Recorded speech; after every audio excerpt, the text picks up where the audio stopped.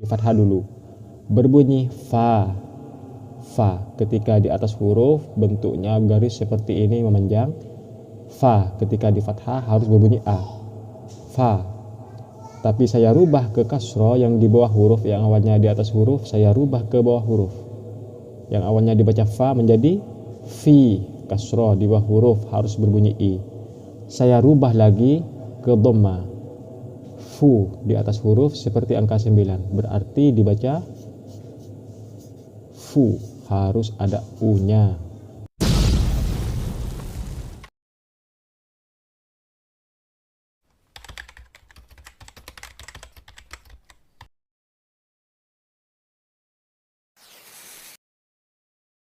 Assalamualaikum warahmatullahi wabarakatuh, sobat ilisi yang beriman dan pencari ridha Allah subhanahu wa ta'ala. Alhamdulillah kita masih diberi kesempatan oleh Allah subhanahu wa ta'ala untuk sama-sama belajar Al-Quran. Pada kesempatan kali ini kita akan sama-sama mengharokati huruf ghain, fa, dan huruf qaf.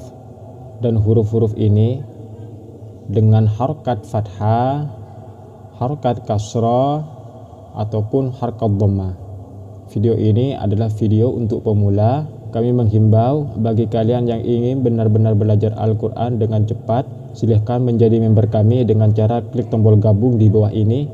Karena dengan kalian menjadi member kami dengan cara klik tombol gabung di bawah ini, kalian akan mendapatkan video khusus yang hanya bisa ditonton atau hanya bisa diakses oleh kalian yang sudah bergabung. Dan di sana sudah disediakan kolom pertanyaan atau kolom komentar bagi kalian yang sudah bergabung. Dan masih banyak lagi keuntungan-keuntungan apabila kalian menjadi member kami. Jangan lupa silakan klik tombol gabung di bawah ini ya.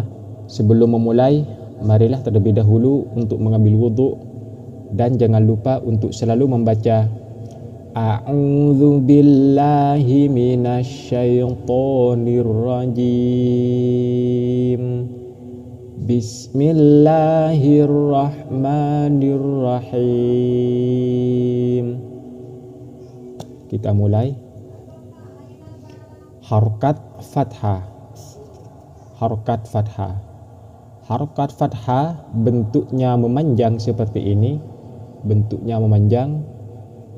Tempatnya di atas huruf. Cara membaca harokat fathah yaitu harus berbunyi a. Diingat, harokat fathah yaitu bentuknya memanjang seperti ini, seperti garis memanjang.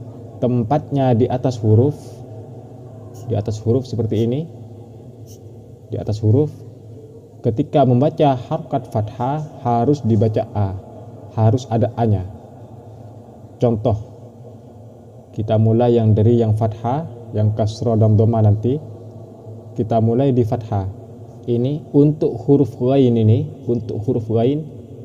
ini cara membacanya harus dibaca gha, bukan a, bukan ra, bukan, tapi gha.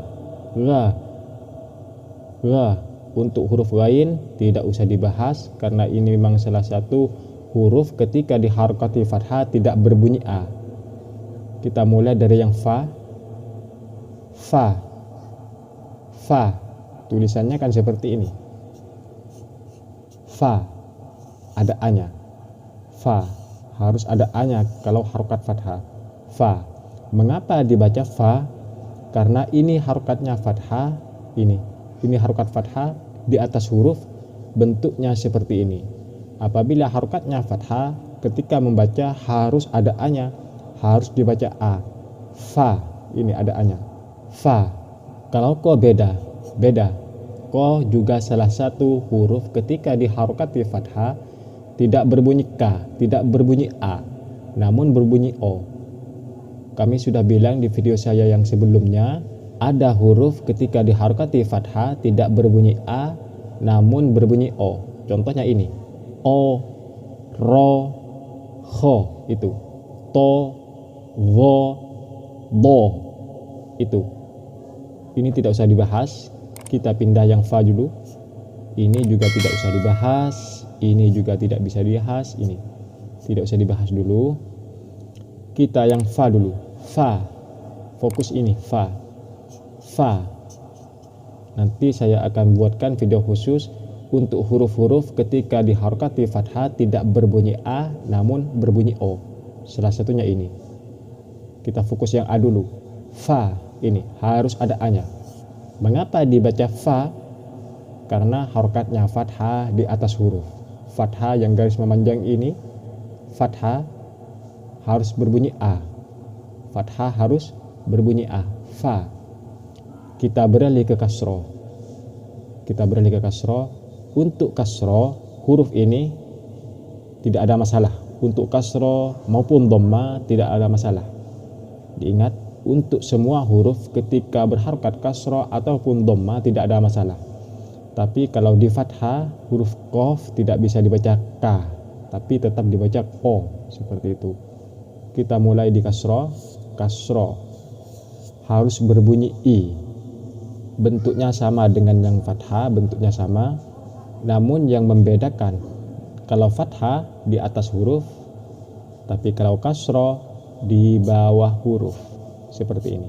Ini beda kan antara harokat di atas sama di bawah, di atas, di bawah, di atas, di bawah, beda kan? Itulah kasroh. Kalau kasroh di bawah huruf bentuknya sama dengan yang fathah, garis memanjang seperti ini. Tapi kalau kasroh harus berbunyi i. Kalau fathah berbunyi a, kalau kasroh berbunyi i, seperti itu. Ini tulisannya seperti ini. Qi. Tulisannya qi, bukan ki, tapi qi, seperti itu. Bacaannya harus dibaca qi. Mengapa dibaca qi? Karena ini harokatnya kasroh, bukan fathah lagi. Kalau fathah di atas huruf ini. Kalau fathah di atas huruf ini dibaca ko, tapi kalau di bawah huruf dibaca qi, harus berbunyi i. Seperti itu. Yang ini, yang lain ri. Tulisannya seperti ini. Ri harus ada i-nya, Ini ada i-nya semua. Ri. Bukan dibaca ra ataupun ru, tapi dibaca ri. Mengapa dibaca ri? Karena harokatnya kasroh yang di bawah huruf. Berarti kalau di bawah huruf bentuknya seperti ini dibaca kasroh. Cara membaca kasroh harus berbunyi i. Ri, seperti itu. Terus selanjutnya ayat gini. Fi, ini.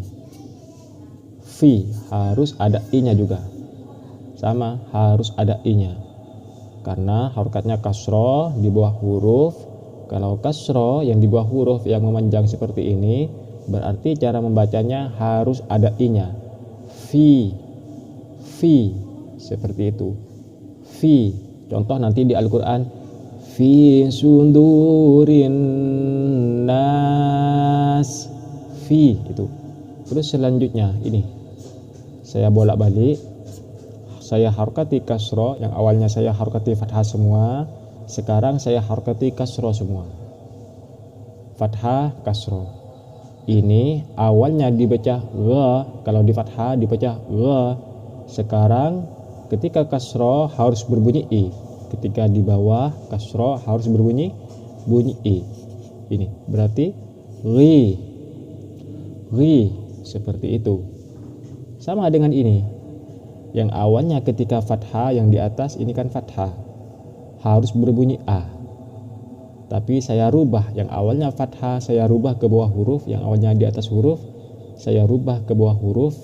Berarti kalau di bawah huruf berarti ini disebut kasroh. Kalau kasroh harus berbunyi i. Yang awalnya fa harus berbunyi benar. Fi, sama. I harus ada i-nya, seperti itu. Terus selanjutnya untuk yang fathah ini berbunyi ko. Ko kan? O. Yang awalnya di fathah berbunyi o, dibaca o. Ketika saya harokati bawah, bukan harokati atas lagi, di bawah huruf, berarti dibaca qi, harus ada i-nya. Qi, itulah perbedaannya fathah dan kasroh. Kalau fathah harus berbunyi a, kalau kasroh harus berbunyi i. Kita beralih ke dhammah. Yang dhammah harus berbunyi u. Kalau dhammah diingat harus berbunyi u. Bentuknya dhammah seperti ini, seperti angka 9. Tempatnya di atas huruf seperti ini. Tempatnya di atas huruf. Di atas huruf semua tempatnya. Itulah dhammah. Diingat, dhammah tempatnya di atas huruf. Diingat, dhammah tempatnya di atas huruf. Bentuknya seperti angka 9. Dan cara membaca dhammah yaitu harus berbunyi u. Kita mulai. Yang awalnya ini di kasroh atau di fathah dulu. Berbunyi fa. Ketika di atas huruf bentuknya garis seperti ini memanjang. Fa ketika di fathah harus berbunyi a. Fa. Tapi saya rubah ke kasroh yang di bawah huruf, yang awalnya di atas huruf saya rubah ke bawah huruf. Yang awalnya dibaca fa menjadi fi. Kasroh di bawah huruf harus berbunyi i. Saya rubah lagi ke dhammah. Fu di atas huruf seperti angka 9. Berarti dibaca fu. Harus ada u-nya. Seperti itu, harus ada u-nya. Harus. Terus selanjutnya kalau dhammah harus ada u-nya, diingat. Terus selanjutnya ku harus ada u-nya. Yang ini harus ada u-nya. Sama, harus ada u-nya. Mengapa harus ada u-nya? Karena ini dhammah, bukan fathah, bukan kasroh. Kalau dhammah harus berbunyi u. Ku seperti itu. Ku yang awalnya di fathah berbunyi ko, di kasroh yang di bawah ini berbunyi qi, dibaca qi. Setelah saya rubah lagi ke dhammah yang seperti angka 9 harus berbunyi u, dibaca qu. Ini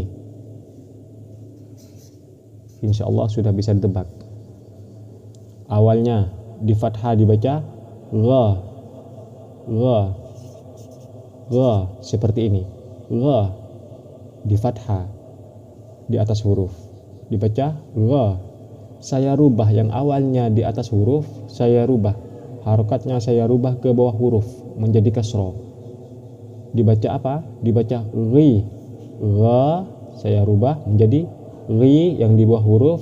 Saya rubah lagi ke atas huruf, namun bentuknya seperti angka 9. Menjadi apa? Yang awalnya menjadi ri menjadi harus berbunyi u. Ya benar. Ru seperti itu. Ru. Terus selanjutnya ini. Saya harokati dhammah semua supaya lebih paham, karena ini memang kolom dhammah. Ini. Berbunyi u. Yang awalnya ko saya rubah ke bawah huruf, harus berbunyi i di kasroh di bawah huruf menjadi qi.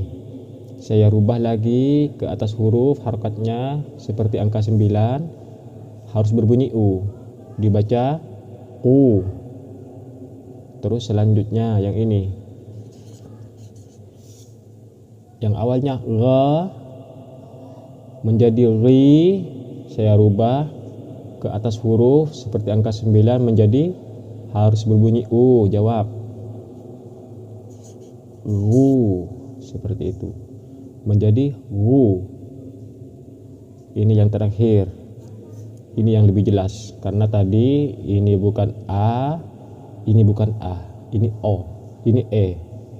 Terus ini yang fa, ini yang awalnya fa kan, fa berbunyi a, di fathah berbunyi a, harokatnya panjang seperti ini di atas huruf. Diingat, di atas huruf dibaca a. Saya rubah ke bawah huruf. Saya rubah ke bawah huruf yang awalnya di atas huruf, saya rubah ke bawah huruf. Yang awalnya dibaca fa menjadi fi karena di bawah huruf. terus saya rubah lagi ke atas huruf, namun bentuknya beda, seperti angka 9. Yang awalnya fa menjadi fi, sekarang seperti angka 9 di atas huruf harus berbunyi u. Berarti apa ini? Sudah bisa ditebakkan menjadi fu. Nah, seperti itu. Mudah kan? Insya Allah mudah. Insya Allah mudah. Kalau fathah harus berbunyi a. Bentuknya seperti ini, tempatnya di atas huruf. Itulah fathah. Cara membacanya harus berbunyi a atau ada a-nya. Terus kalau kasroh bentuknya seperti ini, sama dengan fathah, tempatnya di bawah huruf. Cara membacanya harus berbunyi i. Terus kalau dhamma bentuknya seperti angka 9, tempatnya di atas huruf, itulah dhamma. Cara membaca dhamma yaitu harus berbunyi u, harus ada u-nya. Ini seperti biasa, saya beri soal, silahkan dijawab di kolom komentar. Ini dibaca apa? Silahkan dijawab di kolom komentar.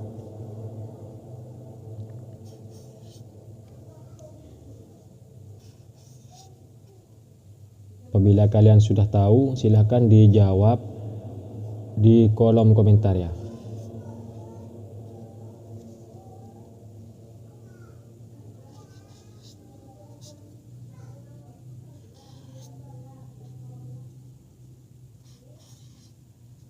Ini saya harokati bawah, atas, seperti angka 9.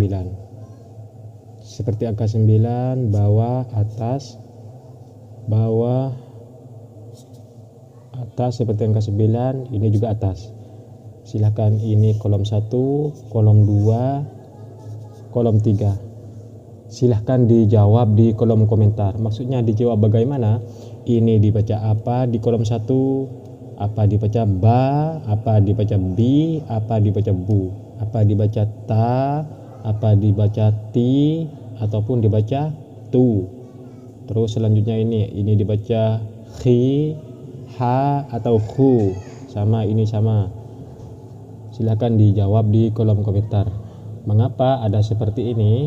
Karena supaya ada interaksi antara kami dan kalian. Karena kita tidak bisa tatap langsung, makanya saya beri soal ini. Silahkan dijawab di kolom komentar. Sampai di sini dulu video kali ini, semoga bermanfaat, semoga barokah. Apabila ada kritik dan saran, silahkan cantumkan di kolom komentar di bawah ini. Apabila channel kami atau video kami kali ini dianggap bermanfaat bagi kalian, lebih-lebih bagi umat Islam, silahkan jangan lupa untuk selalu dukung channel dakwah kami dengan cara klik tombol subscribe dan aktifkan lonceng notifikasinya, supaya ketika saya mengupload video terbaru, kalian mendapatkan pemberitahuan. Dan jangan lupa like, komen, dan share ke teman-teman kalian. Sampai jumpa di video selanjutnya, Sobat LEC yang beriman. Wassalamualaikum warahmatullahi wabarakatuh.